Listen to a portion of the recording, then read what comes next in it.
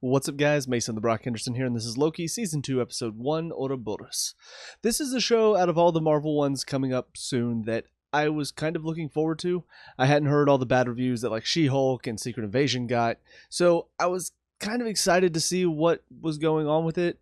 I didn't hear anything incredible, so I'm not getting my hopes too high, but at the very least, I'm not expecting this to be crap, so already off to a good start there.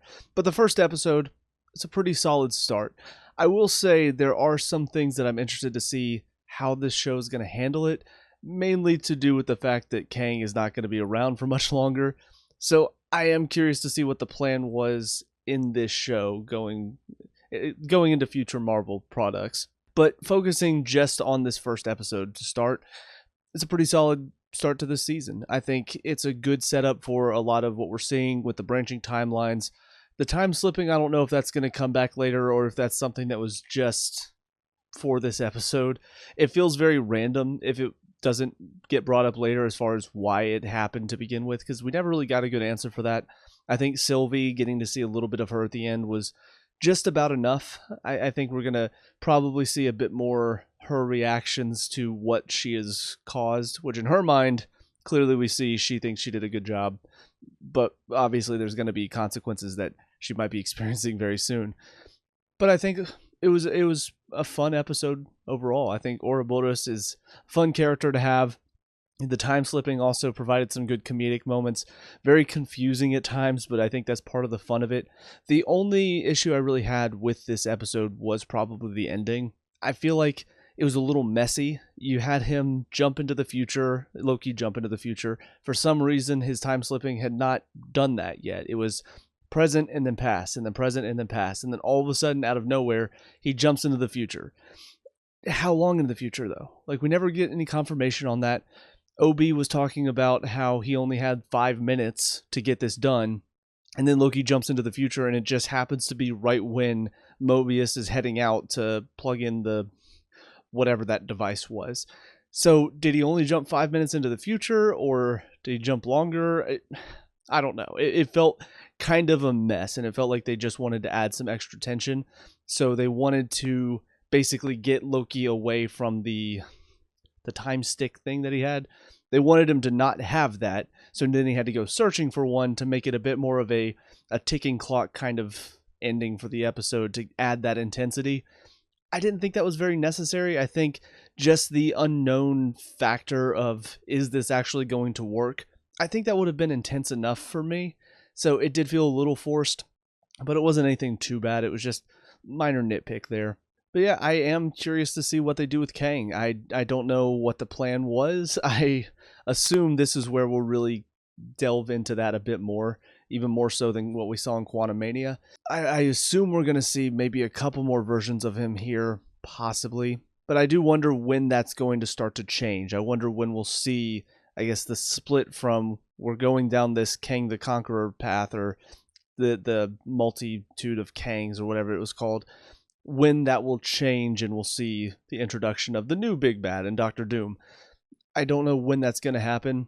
I don't think it would be here, since I'll actually have to look up and see whenever Jonathan Majors was officially kicked off of Marvel to see if they had already decided that here, and maybe this is where they start to diverge a little bit from that. But like I said, it's a good start to the season. Got some interesting mysteries. It does feel like there's an impending doom about the TVA right now. And I do think we're also going to probably get some more answers about the TVA in general, which it sets up for what I think is going to be a pretty fun season overall. But with all that being said, I think that's about it for this episode. So on to the next one. I'll see you there. And now episode 2, Breaking Brad. Puns are fun. But yeah, it's another pretty solid episode. I will say this one did feel a little bit more filler, because a lot of this episode was dedicated to bringing in X5 and also trying to find out what Dox was up to. And a lot of that, it is meaningful, because obviously we do see they destroy a good chunk of these branch timelines, but that's kind of all that we saw for this episode. Like, they do find Sylvie. We do see she's trying to basically forge her own life, and all of that is stuff that probably will come back later. But as far as this episode's story, I feel like we're kind of done now with Dox and X5, more than likely. It's more so I think, going to be focused on trying to fix the loom, trying to, I assume, find another variant of Kang, since they seem to need his, I guess they need his temporal aura, so maybe they need that version of him, or maybe a variant will work. I don't know. But it feels like a lot of the rest of the season is going to be focused on trying to fix the loom, trying to make it capable of working on all of these timelines. But I could be wrong about that. We'll see. That's just my current theory about where the season's going to go next. As far as Sylvie is concerned, though, just to touch on that real quickly, I'm not entirely sure how I feel about it yet. At the moment, I can kind of understand her frustration, but there is also the feeling in my mind that if she is so convinced the TVA is not going to handle their jobs correctly, I feel like it would be prudent for her to help them, not to run away and tell them they can't do their jobs well. I guess in her mind, she thinks the TVA is going to fail, so better to live what time she has left before these other versions of Kang show up. Better for her to go enjoy herself at McDonald's than try to help the TVA and probably fail in her mind. But I still do feel like if that's what she's thinking, that they can't handle it, it would be best if she stepped in to help, because she is more capable of helping them. But I don't, that's about the only issue I had with that. I do feel like some of what I'm having an issue with as well is I don't really remember the first season, since it has been so long since I've seen it. So I vaguely remember her whole ideal was just the idea that she didn't want her life chosen for her. You know, she wanted to everybody have the decision to choose on their own, I think. So it does kind of make sense why she is just enjoying a simplistic life here as a cashier at McDonald's. It does make sense in that sense. But I do wonder what her next move is going to be, because I do feel like she's going to be very involved in this season.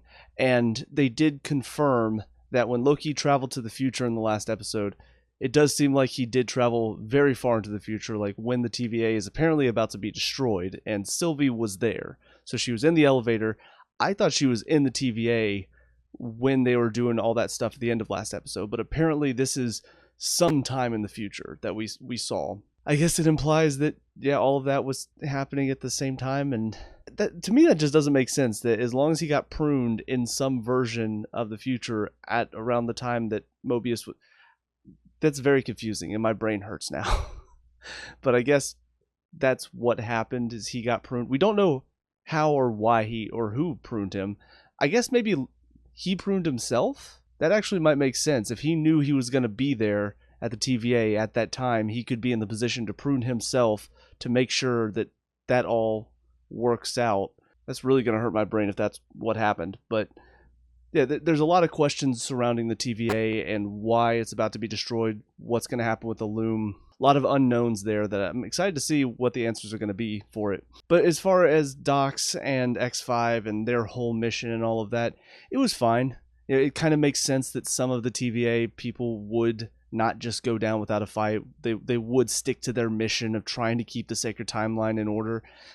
Obviously, some of them might not believe the story that Mobius and Hunter and Loki brought back. That makes sense, because it is kind of a crazy thought to have, that what you've been working for as long as you can remember, your whole life, the goal you've been working towards has all been a lie. That's a hard pill to swallow. So the fact that some of them are going rogue, are trying to fight against that, it's a story that makes sense. Unfortunately, it is one that does feel like a filler episode for me. That's my own opinion. I'm sure some people, other people might have really enjoyed it. And that's just how I'm feeling, because I am so excited to see what the overarching story is going to be, probably. But I think how they finished it off, it was a little too easy, in my opinion. I mean, it makes sense because obviously Loki and Sylvie have magic fighting against their just equipment in the real world. So it makes sense that it would be pretty easy for them to take it down. But I do like the fact that they did manage to succeed a little bit too, just to show that, yeah, the TVA is flawed and they are not capable of handling this current situation. So it's going to take a lot for Loki to kind of get things back on track, to working with Mobius as well. Outside of that, only other scene I could think of is the torture scene from Loki. Honestly, all the interrogation scenes with X5, I had a lot of fun with it. I think some of them maybe went on a little too long the first time they were interrogating him. I did feel like that scene sort of dragged on where you had Loki going at him. That took a little bit of time. And then you had Mobius going at him, and that took a little bit of time. So it was a little long, but I do like the fact that they're taking their time with these scenes. I have noticed with a lot of these Marvel shows recently, it feels like they don't have time. It feels like they're kind of rushing through. They're trying to get to the next scene, get more information out. So I'm glad to see them taking their time on these scenes. I just feel like that scene maybe took a little too much time. But the torture scene where Loki was using that device on him, I thought that was very well paced, very intense scene as well. Maybe a little obvious that Mobius was involved, but it was fun. I always like those scenes where the guy who you think is on the straight and narrow and would never do something as awful as torture, he lets the guy that you think would torture in there and lets him basically almost kill the guy. There's always something fun about that setup. I don't know why, but I really enjoyed that scene. But all in all, the first 2 episodes for the season, I think it's a good start. I think a lot of fun, interesting questions that they're bringing up and stuff that I'm excited to see where it's going to go, how the season's going to come to an end, where all the stuff with Kang is going to lead as well. I've got a lot of questions that I hope get answered, and yeah, like I said, it's a Marvel product that I'm actually excited to see where it goes, and that's not something that I felt over the past couple that I've delved into. So it's a step in the right direction, and I really hope they can land the finish. But with all that being said, those are my thoughts on the first 2 episodes. So let me know down in the comment section below. What were your thoughts on these first 2? Let me know. We can talk about and discuss all that good stuff. Leave a like and subscribe for future Loki reviews. Also check out the channel. We have a lot of TV show reviews as well as a couple Let's Plays on there. So check those out if you have time. But until next time, I hope you guys have a great day. I will talk to you all later. Peace out.